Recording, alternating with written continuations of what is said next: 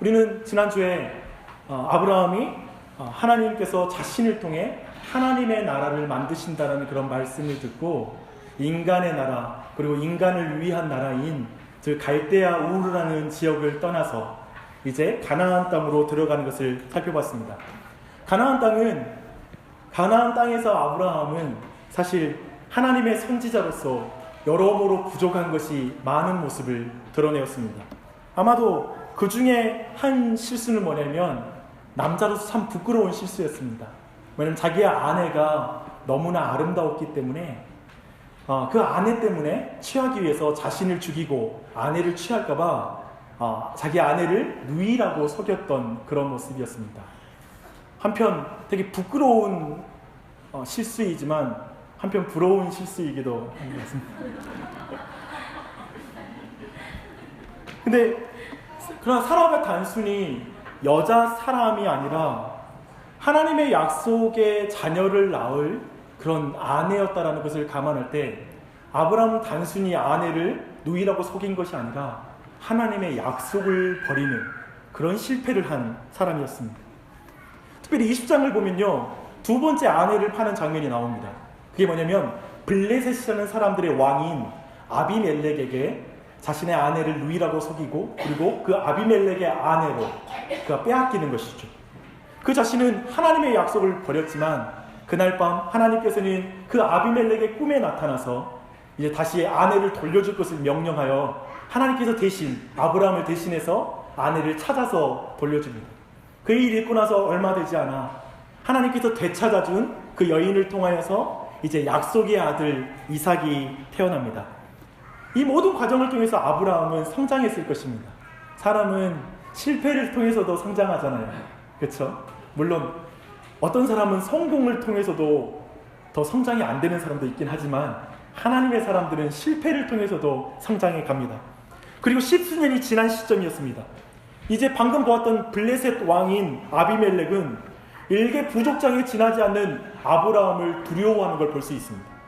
왜 두려워하냐면 아브라함과 하나님이 함께 계시는 것을 봤기 때문에 그렇습니다. 하나님이 함께 계시는 걸 봤다는 건 어떤 의미일까요? 아마 하나님께서 아브라함의 모든 일 가운데 일일이 간섭하셔서 복 주시는 것을 봤기 때문에 아마 그런 의미로도 사용할 수 있을 거고요. 또 다른 면으로 본다면 아브라함이 모든 일에 하나님의 말씀을 듣고 하나님의 말씀에 순종함으로 하나님과 동행하는 그런 영적인 권위를 보여줬기 때문에 그가 아브라함을 두려워했다라고 또한 볼 수가 있을 것입니다. 그래서 아비멜렉은 도리어 아브라함에게 화친 맹약을 맺자고 서두릅니다. 사실은 그 사람은 한 민족의 왕이잖아요. 근데 일개 부족장에게 우리랑 화친해줘라고 약소국가에서 강대국에게 보이는 태도를 취한 것입니다. 이 장면은 정말 가슴 벅찬 장면입니다. 아브라함은 하나님이 주신 약속을 버리지만 하나님은 그 약속을 지켜주셨습니다. 그렇게 지켜주심으로 아브라함이라는 한 부족한 사람을 하나님 사람답게 빚어가는 것, 그게 우리 모두에게 은혜가 되는 것입니다. 왜냐하면 우리가 아브라함과 같기 때문에 그렇습니다. 우리는 쉽게 하나님의 약속을 버리지만 하나님은 그 약속을 지켜주셔서 이 자리에 우리 모두가 있기 때문에 그렇습니다. 특별히 이 자리에 아직 믿음이 없으시지만 이 자리에 나와 있는 분들 계시죠? 그냥 우연히 와 있다고 생각하지 않으셨으면 좋겠습니다. 하나님은 어쩌면 하나님께서 하신 약속을 당신에게, 여러분에게 지켜나갈 수 있기 때문에 그렇습니다. 근데 이러한 때 오늘 22장 1절은 그 일 후에, 즉 아브라함과 아비멜렉이 화친 맹약을 맺은 후에 하나님께서 아브라함을 시험하신 것을 보게 됩니다. 아브라함이 그토록 기다렸던, 그래서 100세 되었을 때 얻었던 그 아들 이삭을 번제로 바치라는 것입니다. 즉 태워서 제물로 바치라는 것이죠. 근데 사실 이 부분을 많은 그리스도인들은 그랬나 보다 하고 그냥 지나치는 본문이 될지 모르지만 사실 이것은 매우 거북한 내용입니다. 그렇지 않습니까? 사실 많은 사람들이 이 본문에 대해서 거부감을 느꼈고 해석하는 걸 굉장히 어려워했습니다. 근데 그런 사람 중에 왜 그 사람들이 그렇게 이 본문에서 거부감을 느낄까요? 왜냐하면 하나님의 뜻이라면 잔인하고 폭력적인 일을 해도 괜찮다라고 말하는 IS의 어떤 그 주장의 근거 구절로 사용될 수 있는 것처럼 보이기 때문에 그렇습니다. 특별히 제렌 키에르케고르라는 사람은 이 아브라함과 이삭의 관계에 대한 책을 썼는데요. 그건 두려움과 떨림이라는 그런 책입니다. 그때 이 제렌 키에르케고르가 이 믿음에 대한 정의를 내는데요. 믿음이란 비이성적이고 불합리한 것이라는 결론을 내렸습니다. 참으로 하나님의 명령은 이치에 맞지 않는 것이죠. 하나님은 결코 인신제사, 즉 사람을 제물로 바치는 그런 예배를 받지 않으시죠. 그런데 하나님은 그 명령을 친아버지에게 자신의 아들을 번제로 바치라고 명령하고 있습니다. 이 번제라는 것은 참 무서운 명령입니다. 죽여서 피를 다 빼고 그리고 그 몸을 각을 뜨라는 것입니다. 내장을 긁어내어서 그것을 태워서 하나님께 바쳐드리라는 명령입니다. 어떻게 이건 너무 반인륜적인 뿐만 아니라 이치에 않는 명령이라서 정말 우리로 알고는 당혹스럽게 하고 입에 담지 못할 정도로 그런 어떤 정말 반인륜적인 그런 모습이죠. 근데 더하여 여기에다가 한 가지 더 큰 문제가 있습니다. 이제까지 하나님께서는 사라를 통하여 약속의 아들을 주실 것이라고 약속해 주셨습니다. 그를 통하여 모든 민족이 복을 받게 될 것이라고 하나님은 계속해서 말씀해 오셨던 것을 볼 수 있습니다. 근데 그 약속과 모순되는 명령이죠. 그렇잖아요.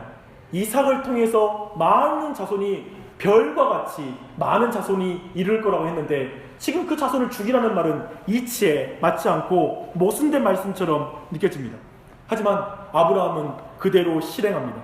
성경은 이 비이성적이고 불합리한 하나님의 명령에 대해서 아브라함이 순종하는 모습을 되게 주저함 없이 순종하고 있다, 거침없이 순종하고 있다, 뭔가 고민하지 않고 감정을 느끼지 않을 정도로 담담하게 계속 그 자체를 기술하고 있습니다. 여러분, 굉장히 불쾌한 기록 아닙니까? 굉장히 불쾌한 말씀이에요. 어떻게 자식을 바치는데 종교가 뭐길래 이런 인간이 나온단 말입니까? 기독교인들은 이런 아브라함을 믿음의 화신이라고 부르면서 아브라함의 믿음을 가짜라고 말을 해요. 그러나 솔직히 이 내용을 정확히 안다면 아마 이 기독교 신앙에 대해서 잘 모르는 사람들은 기독교인들은 정말 광신도이다라고 생각할 것입니다. 굉장히 광기에 가까운 믿음 아닙니까? 아브라함의 모습은. 그리고 아브라함의 믿음을 본받아 자신의 가장 고귀한 것을 하나님께 바치라라고 설교를 한다면 여러분에게 이삭은 무엇입니까? 여러분에게 웃음을 주는 그걸 하나님께 죽이십시오. 그러면 하나님이 여러분의 인생에 복을 줄 것입니다. 이런 메시지를 듣는다면 아마도 그것은 우리가 잘 알고 있는 저 사이비 이단 종교의 가르침처럼 느껴질 것입니다. 그런 의미에서 볼 때 오늘 아브라함의 시험은 해석하기에 굉장히 어렵습니다. 그리고 대표적으로 잘못 이해되고 있는 본문 중에 하나입니다. 오늘 그 내용들을 하나하나 밝히고 싶습니다. 네, 그런 의미에서 오늘 본문 안에서 이제 이 본문을 왜 이 시험을 주셨는지 하나님이 분명히 밝히고 있는데요, 시험하시려고 이 명령을 하셨다라고 그 목적을 말하고 있습니다.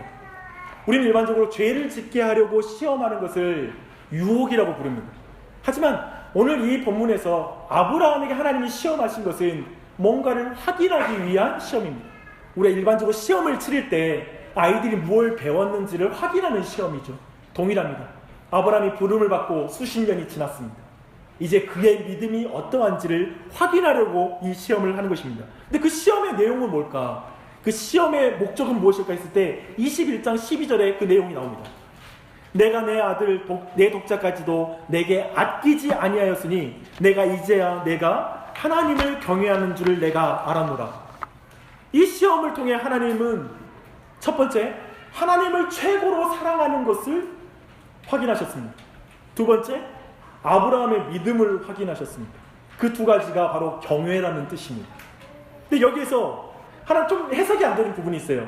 이제야 내가 알았노라 라는 말씀입니다. 마치 이 하나님의 말씀은 하나님이 이제까지는 아브라함의 믿음을 잘 모르셨다가 이삭을 바치는 그 모습을 보고 죽이려고 하는 그 자세를 보고 아이고 나 이제까지 너 믿음이 어떤지 몰랐는데 이제 알았다야, 이렇게 하시는 말씀일까요? 그렇게 본다면 사람의 마음속에 숨기운 은밀한 뜻까지도 살피시고 그리고 그 체질까지도 아시는 창조주 하나님의 지식에 대해서 우리가 오해하는 것이 될 것입니다. 그렇게 해석할 수는 없을 것입니다. 더하여 그것 좀 알려고 이토록 잔인한 시험을 할 수 있습니까? 라는 마음이 자식을 둔 부모라면 아마 그런 마음을 갖게 되는 시험이 바로 이 장면입니다. 마치 인간을 가지고 노는 것 같잖아요. 그걸 당하는 아브라함은 전혀 신경 쓰지 않는 것처럼 말입니다. 그렇다면 성경에서 말하는 이 시험은 어떤 의미일까요? 그 정확한 의미를 이해할 필요가 있습니다. 그 의미는 이러한 것입니다. 하나님이 이미 알고 계신 사실을 실제로 드러내는 것이 시험입니다. 확증하시는 것이 시험입니다. 그리고 실증되게 하시겠다라는 것이 바로 시험한다라는 그런 뜻입니다. 아들을 번제로 바치라는 그 명령에 대한 아브라함의 순종의 그 전 과정을 통하여 하나님은 믿음이 무엇인지 아브라함에게 나타내는 것입니다. 최소한 하나님은 아브라함의 믿음을 아셨겠죠. 어떻게 하실지도 아셨겠죠. 하지만 아브라함은 모르잖아요. 그리고 아브라함의 후손인 우리들은 아브라함의 믿음의 실체가 뭔지 그 내용을 모르잖아요. 근데 이 사건을 통해 구체적으로 아브라함의 믿음이 뭐고 우리 모두가 아브라함의 믿음을 따라 아브라함의 자손이라는 그 의미가 무엇인지를 정확하게 확증하여서 우리에게 가르쳐주기 위해 바로 이 시험을 주셨다라고 이해하는 것이 합당할 것입니다. 여러분, 이 믿음 안에 새롭게 발견하는 가운데 오늘 하나님의 은혜를 깊이 누리십시다. 왜냐하면 우리의 인생에도 하나님의 시험이 있기 때문에 그렇습니다. 여러분, 각자의 삶에 가장 소중한 이삭, 그리고 그 웃음을 바치는 것을 우리에게 요구한다면, 여러분 너무 사랑하는 아들을 내게 바칠 수 있겠니? 라는 것으로 잘못 이해하면 사실은 우리는 그런 시험에 대해서 하나님을 악하게 생각하게 됩니다. 선하지 않은 분이라고 생각하는 것이죠. 왜냐하면 내 소중한 것을 언젠가 빼앗아 갈 것 같은 느낌 말입니다. 하지만 아브라함의 시험을 정확하게 이해하면 우리의 인생에 경험하는 모든 시험이 결국 하나님의 선하심을 드러낸다는 걸 오늘 배우게 될 것입니다.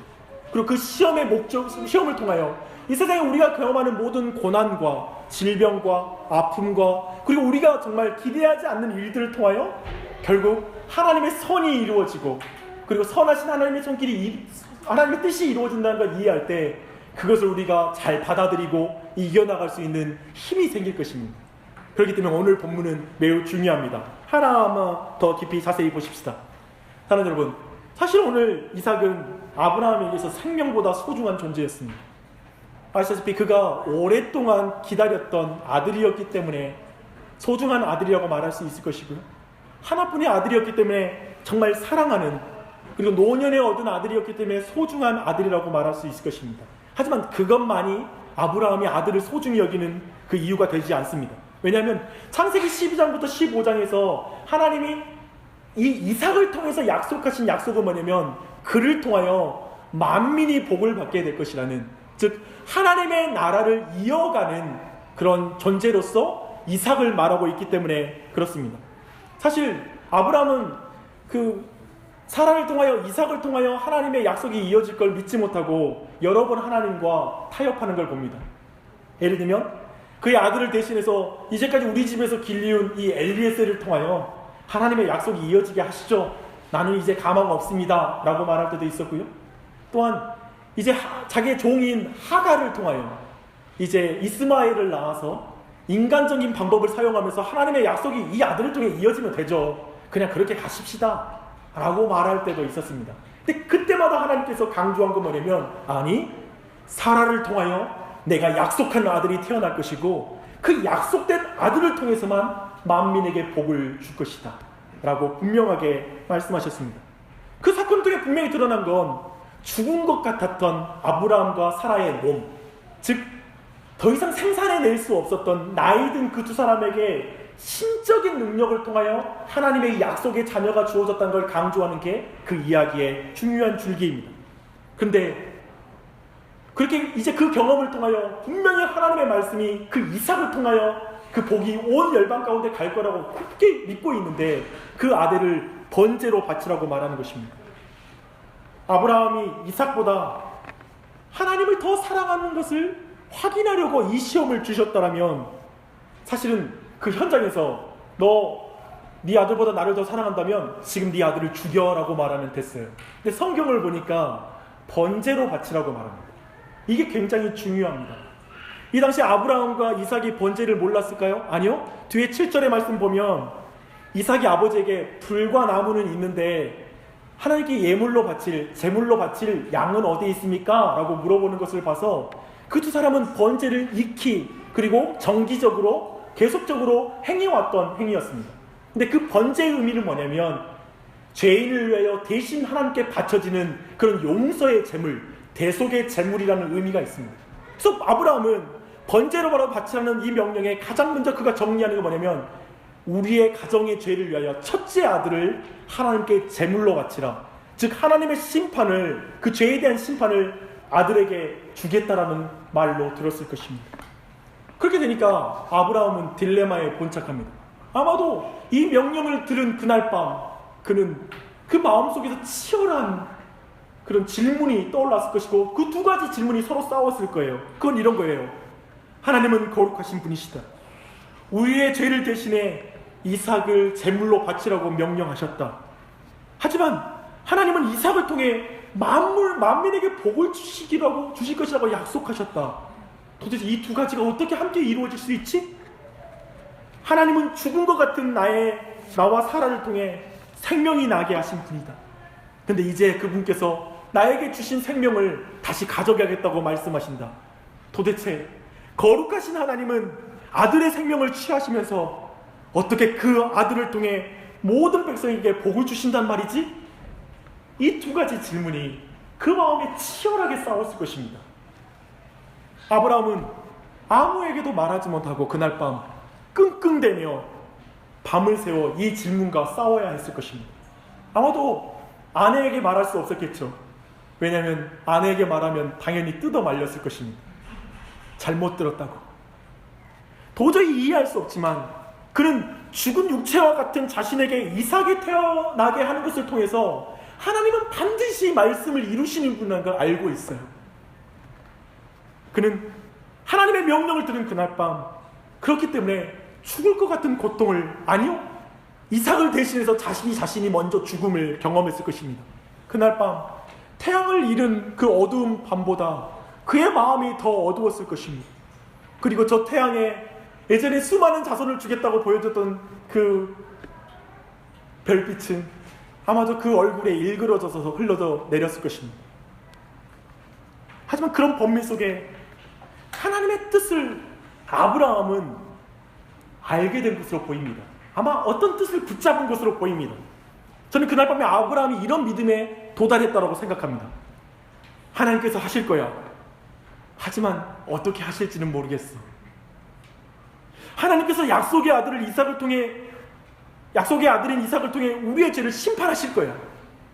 동시에 약속했던 은총, 그 아들을 통해 구원의 역사를 이루겠다는 하나님의 약속 또한 분명히 이루어질 거야. 하지만 나는 잘 모르겠어. 하지만 하나님을 믿어. 이 정도까지의 그의 믿음의 결론이 도달했을 것입니다. 그 증거는 다음과 같은 이유 때문에 그렇습니다. 첫 번째 증거는 뭐냐면 그는 다음날 아침 일찍 일어나서 하나님의 말씀에 순종하여서 짐을 챙겨서 출발하는 모습에서 그 증거를 볼 수가 있습니다. 물론 여기에서 많은 사람이 이렇게 해석하는 경우가 있어요. 하나님의 말씀에 대해서 아브라함처럼 신속하게 순종하십시오. 여러분 가장 소중한 거 헌금 주저하지 마시고 이 밤 넘으면 못 내니까 지금 내세요. 뭐 이렇게 그렇게 할 수 있을까요? 어쩌면 여기서 이 아브라함은 백치의 단순함으로 하나님의 명령에 순종하는 사람이었습니다. 그러니까 여러분도 백치가 되십시오. 계산하지 말고 멍청이가 되셔서 하나님의 말씀에 만큼 멍청이가 되셔서 단순하게 순종하는 게 복입니다라고 말할 수 있을까요? 고민하면 순종하지 못할 것 같으니 서둘러서 순종하는 모습으로 이 본문을 해석해야 될까요? 저는 그렇게 생각하지 않습니다. 아브라함 아들을 죽이는 길을 아침 일찍부터 서두르는 광신도가 아닙니다. 아브라함의 서두른 장면은 지금 분명히 하나님의 뜻을 어렴풋이 알고 있었다는 걸 보여주고 있는 거예요. 도리어. 그리고 분명히 확신하는 바가 있었기 때문에 그 일을 속히 행하여 하나님이 어떤 일을 행하실지를 그가 보고자 하는 그 믿음에서 나오는 행동이라는 걸 주목할 필요가 있습니다. 그것은 5절의 대화에서 나타나고 있습니다. 5절 보시게요.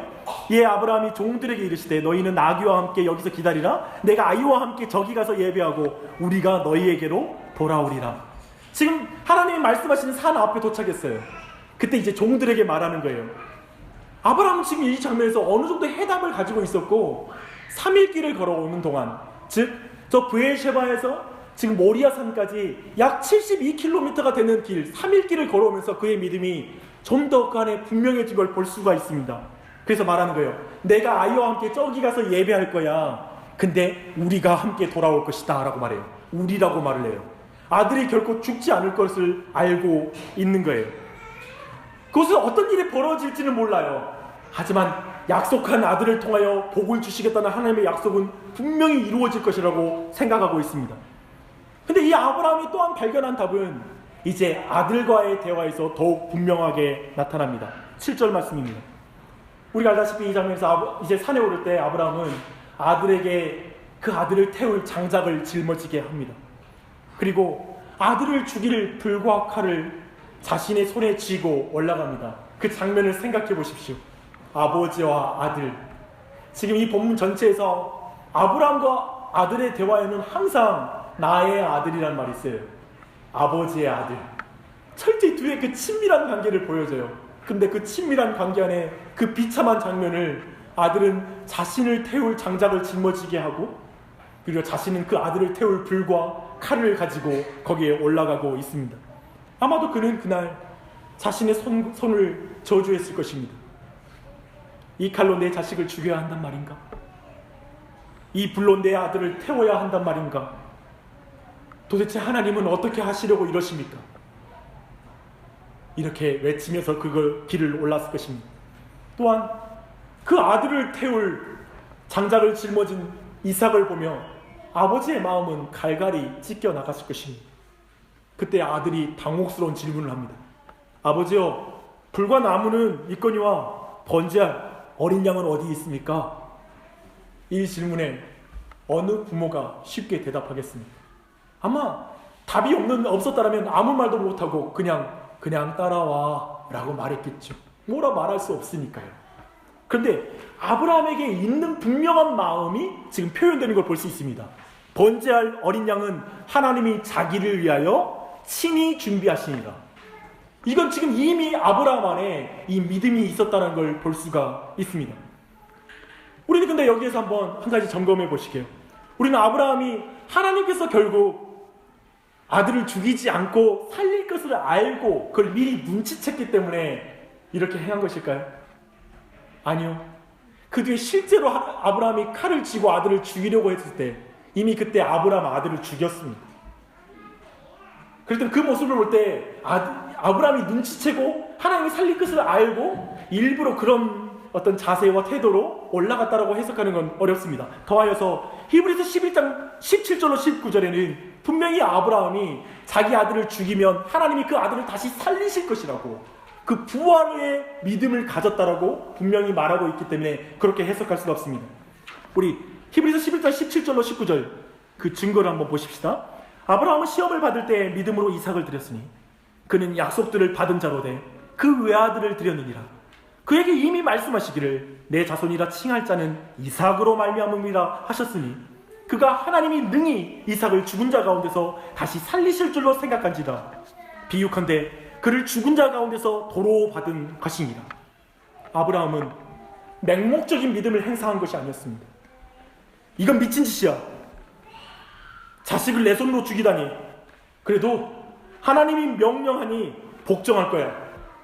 알라 아크바르.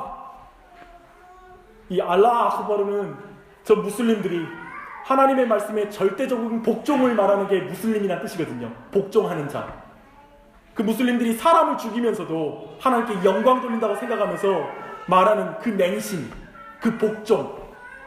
아들 죽이는 건 말도 안 되지만 말씀하시니까 복종하고 죽여야지 말하는 그런 복종은 아니었습니다. 그는 분명히 믿는 것이 있었습니다. 뭔가요? 하나님은 거룩하신 분일 뿐만 아니라 은혜로운 분이셔. 하나님이 어떻게 하실지 모르지만 하나님은 분명히 그 두 가지를 함께 행하실 거야. 이삭을 대신해 친히 제물을 준비하실 수 있을 거야. 혹 나를 통하여 이 아들이 죽을지라도 하나님은 다시 살리셔서 이 아들을 통해 복을 나누시겠다는 그 약속을 분명히 이루실 거야 라는 믿음까지 그가 소유한 것입니다. 아브라함은 어떻게 이런 믿음을 가지게 됐을까요? 저는 그가 육체적으로는 완전히 죽은 몸이었을 때 그 몸으로부터 살아있는 이삭을 태어나게 하시는 그 하나님의 신비한 능력과 결국엔 말씀을 기억고 이루는 그 하나님의 약속에 대한 가르침이, 그 사이에는 수없이 많이 실패했잖아요. 실패를 통하여 배운 하나님의 신실함이 이제 이 마지막 시험 앞에 그런 믿음의 순종으로 나올 수 있었다라고 믿습니다. 그렇기 때문에 그는 이렇게 말하지 않잖아요. 약속한 아들을 왜 다시 죽이십니까? 줬다 뺏는 것이 어디 있습니까? 우리 이런 말 많이 하잖아요. 이 본문에서 우리가 느끼는 질문이 이거잖아요. 줬다 뺏는 게 어디 있어? 하고 화를 내지 않습니다. 수십 년 동안 파산한 자와 같고 죽은 자와 같았던 자신에게 하나님이 언약을 이루시는 신실한 분임을 믿었기 때문에 그는 3일길, 그 70여 킬로미터가 되는 브에르세바에서 모리아까지 그는 성실하게 그 길을 걸어갈 수가 있었습니다. 그리고 하나님의 거룩하심과 선하심을 믿지 못했다면 그 산에, 하나님이 보여주시는 그 산에 한 발짝도 올라갈 수가 없었을 것입니다. 결국 하나님께서 친히 손수 자신이 하신 말씀을 이루시는 분임을 믿었기에 그는 자신의 모든 삶을 깨뜨리는, 자신의 모든 삶인 아들을 하나님께 바칠 수가 있었습니다. 그래서 하나님의 이 명령은 그의 신앙을 깨뜨리지 않았습니다. 근데요, 이 명령을 여러분에게 하면 우리의 신앙이 깨져버릴까요? 뭐가 깨질까요? 우리는 벌써 두렵잖아요. 이런 명령 하실까봐. 아니요, 전 믿습니다. 우리 사랑하는 교회 성도들, 하나님이 그런 믿음으로 빚어가실 거예요. 지금 여러분이 평가하는 게 어떨지 모르지만 난 하나님이 그분의 약속을 이루어갈 걸 믿습니다. 사람들은 아브라함을 믿음의 조상이라고 말합니다. 유대인이 아님에도 모든 그리스도인들은 자신이 아브라함의 자손이라고 말합니다. 왜 그렇게 표현할까요? 왜 기독교는 저 유대교, 유대인의 종교를 이렇게 좋아하는 겁니까? 우리 조상도 아닌데 우리는 환웅의 아들이 아닙니다. 그렇죠? 예수님이 오시기 몇백 년 전에 우리는 알에서 태어났잖아요. 죄송합니다. 이거 농담이었네. 근데 모든 그리스도인은 아브라함과 동일한 믿음을 가졌기 때문에 우리는 아브라함의 자손이라고 말합니다. 아브라함이 말하는 믿음은 하나님의 말씀이라면 비윤리적이고 이치에 맞지 않아도 순종해도 된다는 맹신이 아닙니다. 불합리하고 모순이 되더라도 의심하지 말고 단순하게 순종하라는 그런 믿음도 아닙니다. 자신이 가장 사랑하는 것을 하나님 앞에 다 죽여야 하나님께 받아들여진다라는 이교 신앙도 아닙니다. 물론 우리는 오늘 본문 안에서 아브라함의 시험의 1차적인 목적은 아브라함이 얼마나 하나님을 사랑하고 그리고 어떠한 믿음을 가지고 있는지를 드러내는 것이라는 걸 우리가 배웠습니다. 아브라함은 이 시험을 통해 경건의 훈련을 했습니다. 그리고 이 시험을 통해서 아브라함을 통하여 열방에 복을 주시는 방법이 죽음을 통과하여 열방에게 복을 나눠준다라는 더 깊은 진리에까지도 그 믿음이 도달했을 것입니다. 하지만 아브라함의 시험이 단지 하나님의 약속에 대한 믿음, 그리고 하나님을 향한 사랑을 증명하는 것, 입증하는 그 확증에만 머무르지 않는다는 걸 주목해야 됩니다. 단지 아브라함의 믿음과 경건만을 위한 것이라면 내 아들 이삭을 죽이지 말라라는 명령을 하고 이야기가 끝나야 돼요. 그런데 오늘 본문을 보면 그 이야기 후에 아브라함이 덤불에 뿔이 걸린 수양을 보게 됩니다. 그리고 그 수양이 곧 하나님께서 자신의 이삭을 대신하여 주신 그런 대속 제물이라는 것을 이해하고 그 제물을 하나님께 바치는 것을 보게 됩니다. 하나님께서는 이삭을 대신해, 죽음을 대신해 번제물을 준비하신 것입니다. 아브라함은 내 아들 이삭을 죽이지 말라는 그 다급한 명령을 이제 내 아들 이삭을 위한 대속 제물을 내가 준비했다라고 하는 하나님의 음성으로 듣게 되는 것입니다. 바로 이것이 좀 더 나아가 아브라함에게 주는 믿음, 더 이끌고 가는 하나님의 진리의 말씀입니다. 모리아산은 그렇기 때문에 단순히 아브라함의 믿음과 그리고 사랑이 시험을 통해서 확증되고 드러나는 장소일 뿐만 아니라 사실 이삭을 위한 하나님의 사랑과 말씀이 분명하게 드러나는 것이 모리아산입니다. 진짜 저 모리아산에서 보여주는 것은 아브라함이 아니라 하나님을 보여주는 것입니다. 하나님 아버지를 더 분명하게 우리에게 보여주고 있는 것입니다. 사실 아브라함을 더 큰 믿음으로 지금 이끌고 가신 것입니다. 그를 통해 예수 그리스도를 가리키는 자리로 그를 이끌고 가고 계신 것입니다. 아브라함은 이삭을 대신해 수양을 예비하신 그 자리를 여호와 이레라고 부릅니다. 무슨 뜻이냐면 여호와께서 그의 산에서 준비하시리라 라는 뜻입니다. 맞습니다. 이 산은 나중에 솔로몬 성전이 세워지는 산이 바로 이 모리아의 산입니다. 거기에서 이제 이스라엘 백성의 죄를 위해서 수없이 많은 양들이 죽어갑니다. 그리고 제물로 바쳐집니다. 그리고 지금으로부터 2000여 년 전에 요단강에 사람들이 몰려들어 세례 요한에게 말했습니다. 우리의 죄를 씻어주십시오. 그때 그 말은 마치 이런 말이에요. 우리를 대신하는 어린 양은 어디에 있습니까? 라는 그런 질문이기도 합니다. 그 질문에 대해서 세례 요한은 이렇게 말합니다. 이튿날 요한이 예수께서 자기에게 나아오심을 보고 이르되 세상 죄를 지고 가는 하나님의 어린 양이로다. 하나님의 산에 준비하신 그 제물은 바로 예수 그리스도십니다. 솔로몬의 성전이 있던 그 예루살렘에서 예수 그리스도는 자신이 못 박힐 나무를 짊어지고 그 산을 오르시고 그리고 그 나무에 매달려 죽으십니다. 참으로 예수님은 비유적으로 죽은 것이 아니라 그가 친히 죽으시고 진정 3일 만에 부활하십니다. 예수님은 모든 시험을 이기고 하나님의 말씀을 이루심으로 분명하게 우리 모두에게 확증하십니다. 로마서 5장 8절은 이렇게 말합니다. 우리가 아직 죄인 되었을 때 그리스도께서 우리를 위하여 죽으심으로 하나님께서 우리에 대한 자기의 사랑을 확증하셨느니라. 예수 그리스도는 모든 시험을 통과하시고 결국 십자가를 통하여 하나님의 사랑이 어떤 것인지 우리에게 보여주고 있습니다. 하나님의 사랑을 보고 싶으십니까? 십자가를 보십시오. 그처럼 분명하게 우리에게 드러나는 하나님의 사랑이 없습니다. 이렇게 아브라함의 시험은 단지 아브라함의 믿음과 경건함을 확증하는 1차적 의미를 넘어서서 죄인을 향한 하나님의 사랑과 죄인을 위한 하나님의 구원의 약속을 얼마나 신실하게 이루시는지를 드러내는 것입니다. 약속한 아들을 번제로 바치라는 하나님의 공의의 말씀과 그 아들로 만민이 복을 받는다는 하나님의 약속을 아브라함은 이해할 수 없었지만 그는 하나님을 믿었지요. 동일하게 오늘날 하나님께서 우리의 죄를 심판하시지만 동시에 우리를 구원하여 우리를 복의 근원으로 사용하신다는 하나님의 약속 또한 하나님이 예비하신 제물을 통하여 그 산에 예비된 저 갈보리 산에 예비되었던 예수 그리스도를 통하여 우리가 이해할 수 없는 그 일이 성취되고 나타나는 것입니다. 사랑하는 여러분, 기독교는 단순히 예배자의 헌신과 사랑으로 형성되는 신앙이 아닙니다. 약속하신 메시아가 죽어야 하고 그의 부활하심을 통해 만민이 복을 받는 것이 기독교입니다. 성경의 가르침입니다. 아버지에게 아들을 죽이라는 이 기괴한 명령 속에서 우리는 자신의 아들을 죄인을 위해 십자가에 못 박히도록 내어준 하나님 아버지를 봅니다. 기괴한 분이시죠. 도대체 세상 어느 신이 자신을 배반한 죄인을 위하여 친히 자신을 제물로 삼아 그 사람들을 사랑한 신이 어디에 있단 말입니까? 기괴합니다.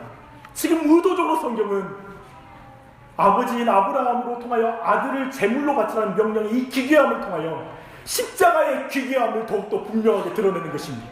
이해할 수 없는 십자가의 사랑과 그 크기를 우리에게 보여주고 있는 것입니다. 그 허리가 창에 찔리도록 허락하는 아버지를 우리는 이 모리아 산에서 봅니다. 그 앞에서 아들을 죽이라는 아브라함의 시험에 대한 잔혹함에 대한 불만이 지워질 것입니다. 하나님께서 친히 자신의 아들을 죽이시는 척하는 것이 아니라 참으로 아들을 죽이셨기 때문에 우리는 하나님께서 우리의 인생에 뭘 요구할지라도 그게 하나님의 짓궂은 장난이 아니라고 말할 수 있을 것입니다. 사실 이 잔인한 명령은 예수 그리스도를 죄인을 위한 어린 양으로 예비하신 하나님 아버지와 주 예수 그리스도를 우리에게 설명하고 이해시키기 위한 복음인 것입니다. 그리고 아브라함 이후에 모든 신자는 이 동일한 믿음을 가지고 아브라함의 자손이 되어 복의 근원으로 쓰임받게 될 것입니다. 교회는 바로 그런 곳입니다. 오늘 말씀에서 주님을 위해 가장 소중한 것을 바치라, 하나님을 가장 사랑하라고 적용하는 것을 저는 반대합니다. 아니요, 그 정도에 머무는 것을 제가 반대합니다. 주님을 위해 소중한 것을 바치면 실은 그 소중한 것을 하나님이 지켜주신다고 적용하는 것 또한 저는 1차적으로 반대합니다. 참으로 당신의 가장 소중한 이삭, 그것이 무엇입니까? 자녀입니까? 배우자입니까? 무엇입니까? 그리고 당신 자신일 수 있습니다. 그런 가장 소중한 이삭을 위해 하나님의 아들이 죽으셨다는 게 바로 이 본문의 목적인 것입니다. 가장 소중한 분이 대신 죽으셨습니다. 기독교는 자신의 가장 소중한 사랑을 하나님께 드려 받아지는 종교가 아니라 자신의 가장 소중한 것으로 하나님이 가장 자신의 소중한 것인 독생자 예수 그리스도를 통해 우리를 사랑하셨다, 죄인을 구원하셨다라고 믿는 게 기독교입니다. 이 무시무시한 사랑을 증명하시는 것이 십자가입니다. 우리의 희생으로 하나님의 사랑에 다다를 수 있는 것이 아니라 예수 그리스도를 통한 그 사랑으로 우리는 하나님께 받아들여지는 것입니다. 이 선하신 주님을 믿으십시오. 당신의 인생이 지금 온갖 시험 속에 있을 수 있습니다. 얼마나 많이 힘드세요? 하나님이 당신의 소중한 것을 빼앗는 분이라고 느껴질 때도 있고, 시험 받을 때에는 하나님이 짓궂게 느껴지고 자신에게 장난을 치는 것처럼 하나님이 느껴질 수 있을 것입니다. 인내를 통해 정과 같이 나오게 하라는 하나님의 말씀이 싫을 수 있습니다. 정금 싫잖아요. 됐다고요. 시험 주지 마시라고요. 편하게 해주시라고요. 내 인생을 왜 이렇게 이끌고 가고 계시냐고 말하고 싶을 것입니다. 어차피 힘든 건 나잖아요. 하나님은 장난치는 것 같고 그 마음을 우리 마음에서 지울 수가 없습니다. 그래서 우리 모두는 신앙적으로 잘하는 것도 아브라함의 믿음을 갖고 싶지 않을 수도 있습니다. 예수님 깊이 믿으면 나의 가장 소중한 걸 요구할까봐 깊이 나가는 걸 주저하는 사람이 있을 수도 있습니다. 뭔가 깨뜨려야 될까봐, 향유옥합을 깨뜨리라고 요구할까봐 더 이상 내 신앙이 나가지 못하는 거예요. 그래서 내 소중한 걸 어느 정도 간직할 수 있을 수준도 교제를 나누고 나의 죄를 고백할 줄 모르고, 그리고 적당한 종교 생활까지는 내가 교회 생활을 하겠는데 더 이상 내 소중한 걸 요구하지는 마세요 라고 여러분을 제어하고 있을 수 있습니다. 어떤 사람은 입술로는 나는 하나님을 가장 사랑해요 라고 말하지만 실질적인 삶은 없는 그 어정쩡한 가운데 있으면서 하나님은 우리의 소중함을 가져가는 게 아니라 예수님을 주셔 라고 말하며 진짜 내 소중한 걸 주님 앞에 죽이는, 오늘 아브라함이 행한 그 비유적 행함 또한도 없는 상태일 수 있습니다. 그들에게, 그렇기 때문에 대부분의 그리스도인들이 실상에서 경험하는 건 뭐냐면 시험을 받을 때마다 하나님을 잔인하다고 생각하는 것입니다. 어려운 환경이 처할 때마다 우리는 끝까지 하나님 선하지 않으셔, 날 사랑하지 않으셔라는 그 생각이 나를 떠나지 않는 거예요. 쫓아다니는 거예요. 하나님을 무섭고 악한 분으로 느껴질 뿐입니다. 하나님을 최고로 사랑하는 것을 증명하고 하나님께 자식을 바치는 것으로 신앙을 증명해야 할 것 같은 부담감을 계속 갖고 있는 것입니다. 그러나 지금 아브라함의 시험은 그것이 아니라, 하나님을 향한 아브라함의 사랑이 아니라 아브라함을 향한 하나님의 사랑을 증명하는 사건임을 먼저 만나십시오. 그걸 주목하십시오. 하나님의 아들이 당신의 아들을 대신해 죽으셨음을 믿으십시오. 여러분이 가장 소중히 여기는 그것을 위해 하나님은 그걸 더 소중히 여긴단 말입니다. 이걸 만나지 않는 이상 기독교를 이해할 수 없습니다. 하나님 아버지가 당신을 대신해 당신의 아들을 위해 아파하셨음을 믿으십시오. 여호와 이레, 하나님이 친히 준비한 이 어린 양을 믿으십시오. 이 어린 양을 통해서만 우리는 복을 받습니다. 여러분이 가장 사랑하는 이삭이 예수님을 통해 이미 하나님께 바쳐졌음을 믿으십시오. 내 것을 중 하나님을 가장 잘 믿으면 내 것을 지킬 수 있어가 아니라 이미 내가 지키고 있는 그것을 위해 예수님이 죽으셨다는 걸 믿으란 말입니다. 그걸 예수님이 살아가셨다는 걸, 이미 그 죽음을 대신 당하셨다는 걸 믿으시란 말입니다. 그래야 우리는 기독교 신앙의 깊은 곳에 들어갈 수 있습니다. 그러니 지금 당하는 시험을 당하십시오. 이 예수님이 여러분과 함께 있으니 담대하십시오. 용기를 가지십시오. 소망을 가지십시오. 이 하나님이 계시니 무엇이 두렵습니까? 그래서 매일 당하는 시험이 있고 그날 밤 내가 나를 경외하는 줄을 내가 아노라, 그 음성을 듣길 바랍니다. 마지막 날에 주님 앞에 섰을 때 예수님을 가장 사랑하는 자로 서십시오. 그게 우리가 도달해야 될 지점입니다. 독자를 끔찍이 아끼는 당신을 위해 하나님이 자기의 독자를 아끼지 않고 주셨음을 믿으심으로 말미암아 이 땅에서 모든 환난을 넉넉히 감당하며 그걸 넘어서는 믿음, 아브라함의 믿음으로 아브라함의 자손이 되어 아브라함에게 약속하신 복을 온 열방 가운데 나누는 교회가 되십시오. 사람이 되십시오. 인생이 되십시오. 됐습니다. 그게 복입니다.